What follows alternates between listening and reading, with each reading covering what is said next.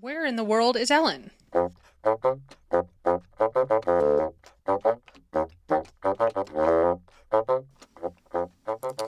Radiolab put out a podcast last week called Worth. It asked a bunch of hard questions like, how much is 42 days of life worth? And how much is a human life worth? And how much would an ecosystem be worth? Today, I'm going to ask another variation. Whose life is worth more, elephants or humans? First, I want to rip out your heart with an amazing safari story of watching a baby elephant. My family and I went to Kruger National Park in South Africa. We were parked next to a river and saw an entire platter of animals drinking water. Giraffes, impala, birds. So we've seen 2 elephants with a baby. They are on the other side of the river. The baby couldn't have been more than a few weeks old. And the small baby, I think, is probably about 200 pounds.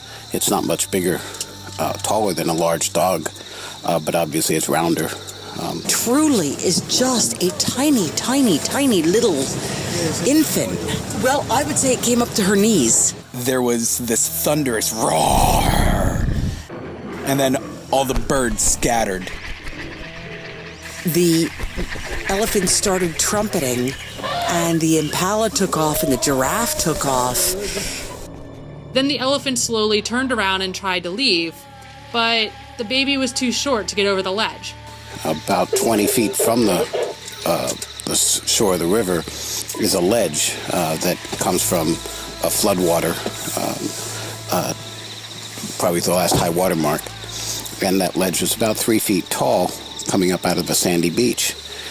The adults climbed up, but the baby couldn't make it up that list.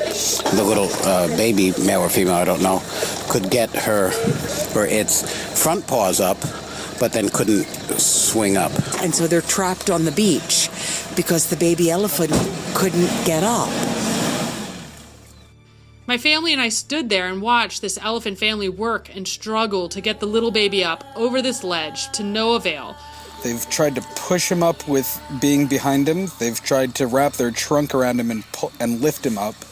The adults tried pushing and pulling and encouraging and moved to the left, moved to the right, tried to find a shallower ledge. Well, they switched positions a couple of times, trying to find a different place where the elephant could get up. They also tried to drag their body down the ledge to try and make a makeshift ramp, with their dirt all once peeing. That's a lot of pee. But it was still just too steep for the baby. All without success so far. And unfortunately, the sun went down and we couldn't see anything anymore and we had to leave. My brother Josh said, "It's nothing that you can see ever at any zoo anywhere in the world. I mean, this is the ultimate zoo that you can go to. And having the elephants right there in their natural habitat, in their natural field of fun, there's no other joy for them, and it's no greater thrill for a tourist to see." And this is where the real story begins, because he's right. How effing cool is it to be able to see this in a not zoo? When my family left, I decided to stay in Africa and went on an overland tour where I was camping. Several times I woke up and there was an elephant right outside my tent. This was really unfortunate because I had to pee and I couldn't leave my tent, but freaking regardless, this is the shit that memories are made out of. So, what's the problem? The problem is that most of the African population lives in rural villages, parts where elephants can stomp around and eat their entire farm. When we were passing through a city in Botswana, I saw the school that looked like a hurricane blew right through it. Iron gates totally warped and crushed and the brick building half standing, except it was elephants who did this damage. Without the farm, villagers starve. With the decrease in elephant poaching, because the US and UN ivory banned, the elephant population has gone up, which means more stamping, which means more starving, which means even more destruction. So, what's the solution? African governments have taken a few steps towards culling the population. First, they tried giving the males vasectomies. They've developed elephant vasectomy. How are we going to select the right elephants to do? Right. Do we know who has the right genes? Right. What will be the reaction of the females if they go into estrus several times? and they don't conceive, and they have been like elephants between 4 to 6 years they drop a baby. What will be the effect on the females? Then they gave females birth control, and that didn't work either. They've also developed an injectable every 6 months. But in a big national park, tracking down the same animal after 6 months and giving it another shot is difficult to do. They tried to relocate them to different parks in different countries. I don't even want to imagine how much this cost, but this also didn't work for so many reasons. South Africa gave 120 elephants to Mozambique. They bundled up in vehicles and had all the sophisticated equipment you can think of. They moved all these elephants over into Mozambique. Guess what happened after 2 weeks? They moved back. Why did that happen? These elephants believed they might have came from Mozambique anyway, because there was a long civil war there, a lot of landmines. They might have migrated from that area into Kruger. So the matriarch knew very well their way around. So they moved back into Kruger. So then they tried hunting. But big commercial hunting, the hunters want the big bulls. The most impressive ones, with the big, huge, long ivory tusks. But if you get rid of those guys, then the gene pool shrinks. And then when the gene pool shrinks, then you get this. In areas like Hwange National Park, we're beginning to see tuskless elephants. Elephants without tusks at all. So then they tried just picking off a few random females. But that had a problem too. The last time they did it in South Africa in the late 90s, in one of the game reserves, what they did is they did selective culling, where they looked for all the animals and they killed those and left the little ones. But what they discovered a few years later, I'm sure you've heard of the sort of rogue elephants in Africa. It happened in that reserve in South Africa. We heard a lot about this during our safaris. Rogue elephants attacking jeeps and having to be killed because they're so aggressive, because they just weren't being taught by the rest of the herd.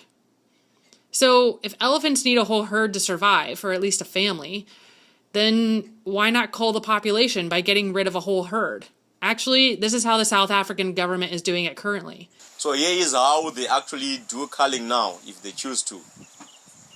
If you meet a herd of 50, you pretty much put down everybody. From a day-old elephant to the most senior elephant within that herd.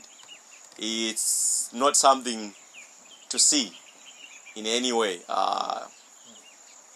Most people say it's inhumane. Yeah, it is quite. I've watched one operation going on. Because how do they do it? They would find a herd and they will use like a military helicopter to drive them, say, towards a river or a mountain, and they have guys with big guns just waiting. What they would do first is shoot the matriarch. The matriarch is the overall leader of the herd. Once she goes down, the rest of the herd won't run away.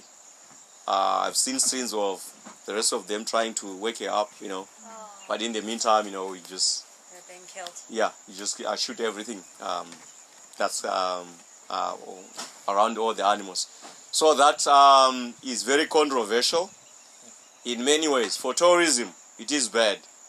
The media would have a good field day if such a thing happens.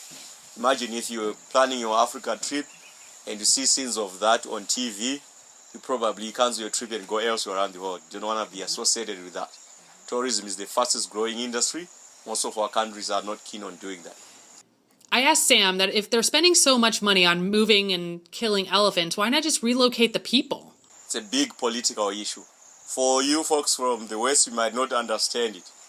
But from an African person's perspective, being forced by anybody, the government you elected or anyone, that's why we have all these problems in terms of what happened during colonization and people are still made now. What happens here when someone dies in the family? I'm sure in the village, Mr. Suela showed you the grave of the wife and his father. By tradition, you never leave your ancestral land, no matter what happens. No one should force you over. Wherever your village is, wherever your ancestors are, they're there to look after you. If you don't have the ancestors to look out for you, then therefore you're not home. It's a very big emotional thing and a political thing to ask people to leave their ancestral land. It's difficult to do. So the question still remains, whose life is worth more? Humans or elephants? And who has to make that decision? This is Leib Lurie. I'd like to thank Sam Mushandu and my family, Josh, Leib, and Barb Lurie, for their help on making this podcast.